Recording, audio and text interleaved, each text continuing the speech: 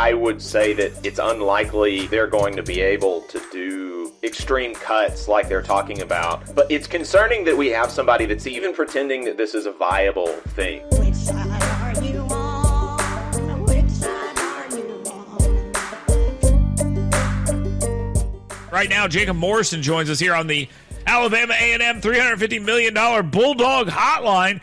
Jacob, there's been something happening at the Amazon plant. I guess they're going to take another bite at this apple. The Amazon plant in Bessemer.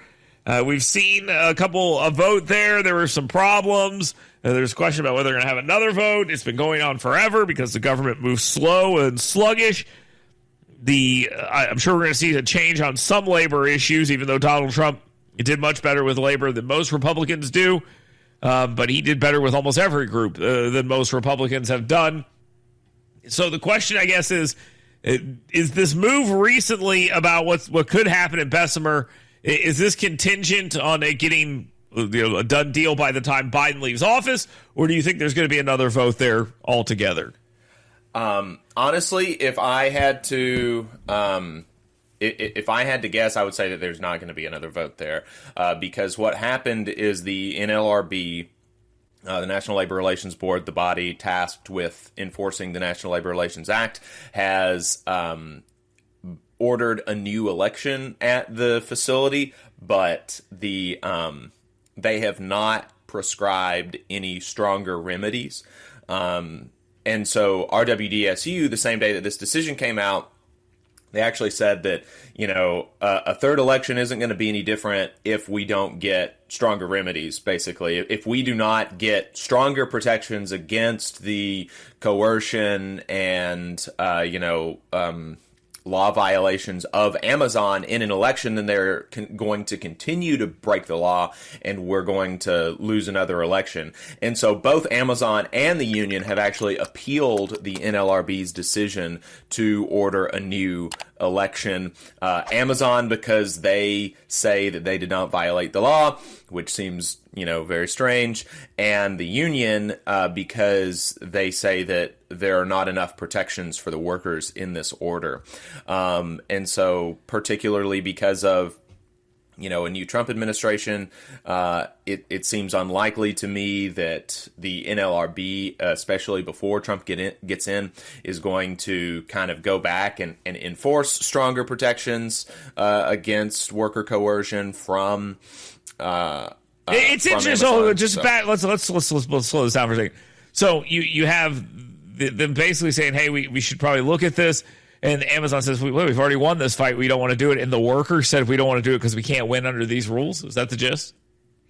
Well, Amazon is saying, the reason for the third election, remember, is that the NLRB alleges that Amazon so flagrantly violated labor law that it was not a fair election. Right, that's the reason, and so Amazon is saying we did not violate labor law. They don't point to any of the specific instances that the NLRB says and say this didn't happen, of course, because that would be kind of difficult to justify. But Amazon says that they did not break labor law. But yes, the union says that, without stronger protections against the law violations of Amazon, the kind of lawless behavior that they have during elections, then they will continue to lose elections, is what our WDSU said. Yeah. Hey, 5 seconds. Just wanted to say that this is only possible because of our donors. If you want to see more of this, then consider donating yourself at tvlr.fm/donate. Very interesting way of looking at that. Okay, all right. I think it's pretty interesting. We are looking at something with Vivek Ramaswamy. He said something which is incredibly dumb. I'm just going to put this out here. But it wasn't. It's one of those things where, look, this guy is saying something dumb, and the open criticism of what he's saying is enough. But instead of criticizing what he actually said, we're going into this dream world. Where now he said something he didn't actually say. And they do this with Trump a lot, and Vivek Ramaswamy's getting it as well. And here's what I mean by that. In an interview in the past, that people said, well, how are you going to cut the workforce? And he's like, well, on day one, we're going to flip a coin. And if you have odd or even Social Security number, we're going to cut that workforce. It's like, no, you're not. You're not going to flip a coin and half my wife's office get fired because they have an odd social security number. Okay, that's not happening. That's a stupid thing to say. Well, it seems like there are some people out there saying that he's talking about ending social security benefits for people who potentially have an odd or even social security number, which of course is not going to happen either.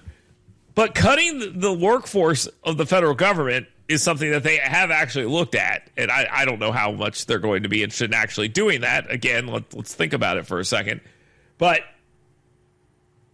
how hard is that going to be for them to actually do? How hard will it be with all the labor protections for them to actually cut some of the federal workforce? And this has been something they've been looking at.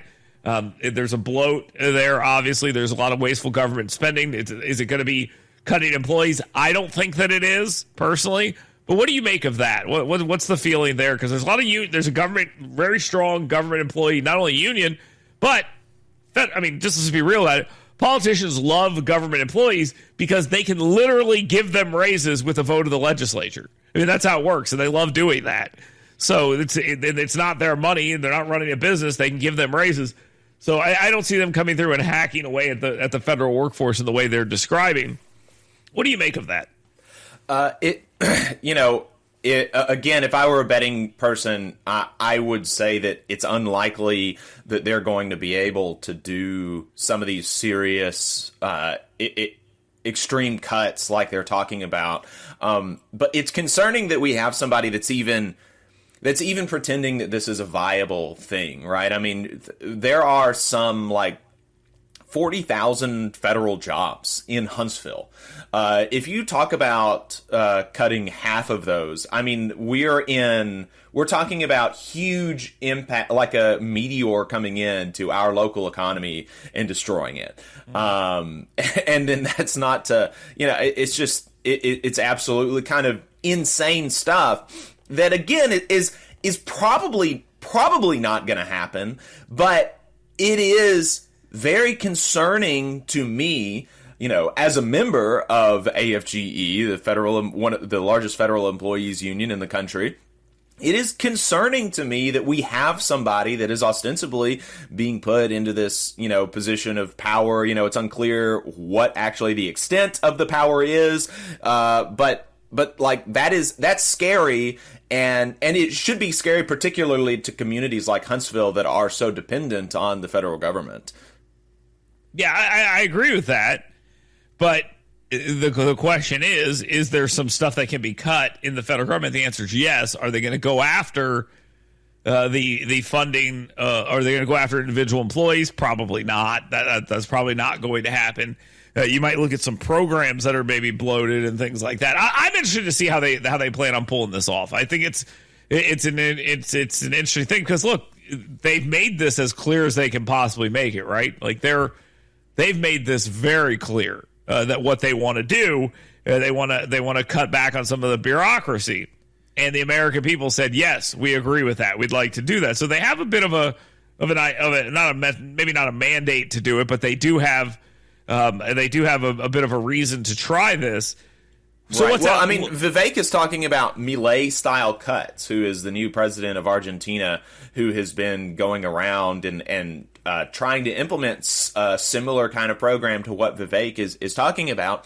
And folks talk about that this has brought inflation down to a certain extent, and it has. It's still like 290% inflation year over year.